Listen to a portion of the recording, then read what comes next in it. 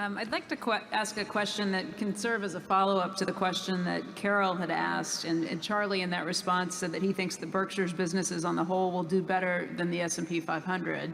Clark Cameron from Birmingham, Alabama, who owns 281 shares of Berkshire B, writes in and asks, why have you advised your wife to invest in index funds after your death rather than Berkshire Hathaway? I believe Munger has counseled his offspring to, quote, not be so dumb as to sell.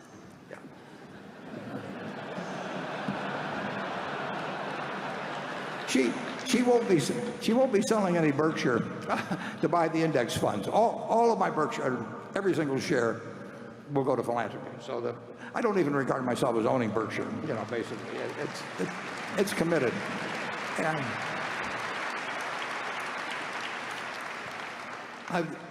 so far about 40% has already been distributed. So the question is, somebody who is not an investment professional will be, I hope, reasonably elderly by the time that the estate gets settled.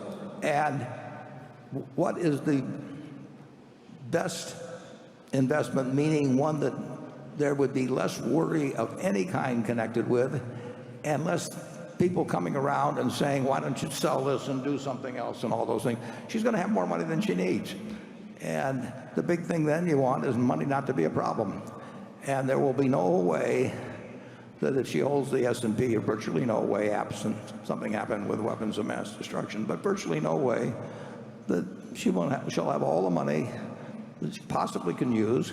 She'll have a little liquid money so that if stocks are down tremendously at some point, they close the stock exchange for a while, anything like that, she'll still feel that she's got plenty of money. And the object is not to maximize. It doesn't make any difference whether the amount she gets doubles or triples or anything of the sort. The important thing is that she never worries about money the rest of her life. And I had an Aunt Katie here in Omaha, who Charlie knew well, and worked for her husband, as did I. And she worked very hard all her life and had lived in a house she paid, I don't know, $8,000 for, 45th and Hickory, all her life. And because she was in Berkshire, she lived to 97. She ended up with, a few $100 million. And she would write me a letter every 4 or 5 months, and she said, "Dear Warren, I hate to bother you, but am I going to run out of money?" And and I would write her back, and I'd say, "Dear Katie, it's a good question, because if you live 986 years, you're going to run out of money."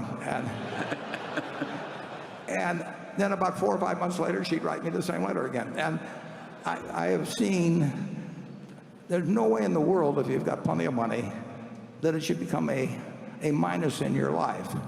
And there will be people, if you've got a lot of money, that come around with various suggestions for you, sometimes well-meaning, sometimes not so well-meaning.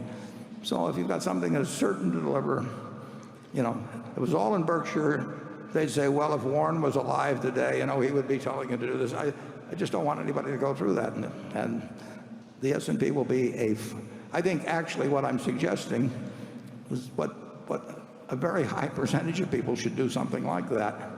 And I don't think they will have I think there's a chance they won't have as much peace of mind if they own one stock and they've got neighbors and friends and relatives that are trying to do some, like I say, sometimes well-intentioned, sometimes otherwise, to do something else. And so I think it's a policy that will get a good result and is likely to stick.